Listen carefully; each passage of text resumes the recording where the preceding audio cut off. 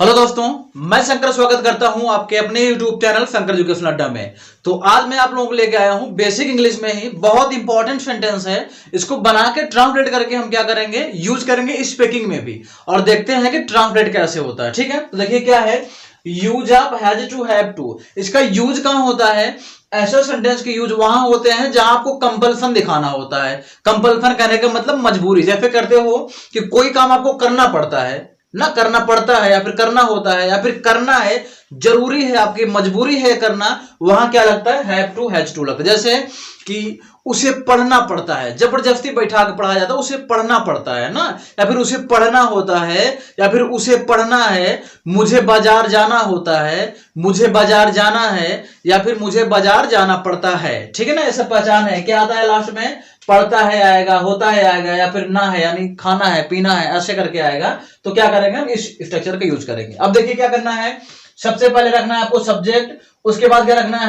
Has have, उसके बाद क्या रखना है? टू, उसके बाद V1, उसके बाद अदर वर्ड। अब जरा देखिए, हैज कहां लगेगा, हैव कहां लगेगा? सिंपल सी बात है, जब आपका सब्जेक्ट क्या रहेगा? ही, शी, इट, या फिर नेम। कहने का मतलब यह है, जब सब्जेक्ट आपका सिंगुलर नंबर होता है तो क्या लगाएंगे हम? हैज लगा देंगे। और वही जब सब्जेक्ट आपका क्या हो जाएगा? आई, वी, दे,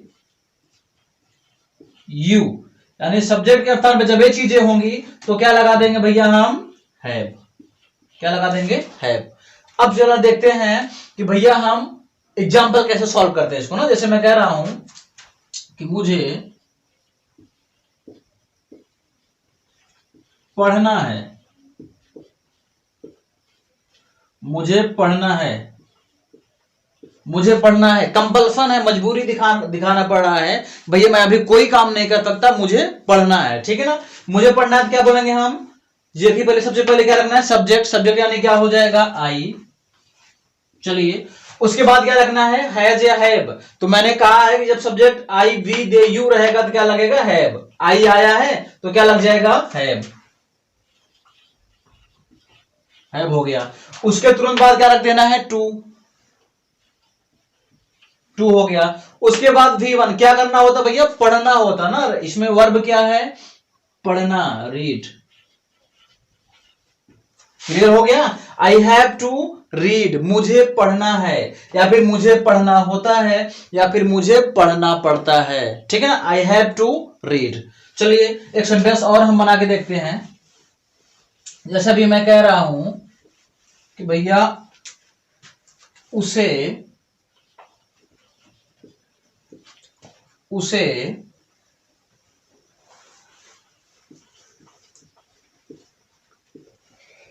खेलना पड़ता है,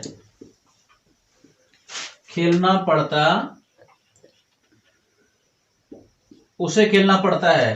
वो जरूर जानबूझ के नहीं खेलना चाहता, मजबूरी, उसको खेलना ही पड़ता है। ठीक है ना, उसे खेलना पड़ता है। तो क्या हो जाएगा? सबसे पहले सब्जेक्ट यानी ही। क्या हो गया? सब्जेक्ट यानी ही हो गया। उसके बाद हैज हैव में से कोई एक आएगा। तो मैंने कहा था, देखिए जब सब्जेक्ट के स्थान पे क्या? ही, सी, इट, नेम हो। सब्जेक्ट के स्थान पे क्या है? ही, सी, इट, नेम। यानी जब सब्जेक्ट सिंगुलर नंबर हो तो क्या लगाएंगे हम? हैज। सिंगुलर नंबर है तो क्या लग जाएगा भैया? हैज। हैज। उसके बाद क्या रख देना? तुरंत टू रख देना है। टू। उसके बाद क्या रखना है? वर्ब का V1 ना, वर्ब रखना है। तो वर्ब क्या है इसमें? खेलना। खेलना रख दो भैया।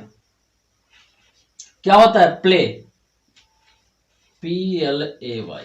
तो क्या है? उसे खेलना पड़ता है, यानी he has to play. He has to play यानी उसे खेलना पड़ता है। आई होप आपको वीडियो समझ में आई होगी। यदि वीडियो समझ में आई है और हमारे चैनल पे आप नए हैं तो हमारे चैनल को सब्सक्राइब कर लीजिए, क्योंकि ऐसी डेली वीडियो पढ़ती है, सबसे पहले जो वीडियो पढ़े आपको मिले हो। और हम चलते हैं एक सेंटेंस अभी आगे और देखते हैं। ठीक है, तो चलिए मैं जैसे कह देता हूं कि उसे वहां जाना होता है। ठीक है ना, क्या है? उसे उसे वहां जाना होता है। जाना होता है, उसे वहां जाना होता है। तो क्या हो जाएगा सबसे पहले सब्जेक्ट ही, उसके बाद क्या हैज, ही के साथ क्या आ जाएगा हैज आएगा, क्योंकि देखिए जब सब्जेक्ट ही हो तो क्या लगाएंगे हम हैज लगाएंगे, ठीक है ना। उसके बाद क्या रखना है टू, क्या रखना है टू। उसके बाद V1 क्या करना पड़े, जाना पड़ता है यानी गो, गो। उसके बाद क्या रखना है देयर, ठीक है, उसे वहां जाना पड़ता है। He has to go there, he has to go to there नहीं होगा, क्योंकि देयर जो है एडवर्ब ऑफ प्लेस है, इस वजह से यहां क्या होता है आपका टू नहीं लगता है, ठीक है ना। ये क्या हो जाएगा he has to go there. अब एक फिटनेस आपके लिए है, मुझे बाजार जाना पड़ता है, मुझे बाजार जाना पड़ता है। इस टेंस को ट्रांसलेट करके क्या करना है कमेंट बॉक्स में बताना है, और इस वीडियो को ज्यादा से ज्यादा शेयर कर दीजिए, क्योंकि पढ़ेगा इंडिया तभी तो बढ़ेगा इंडिया।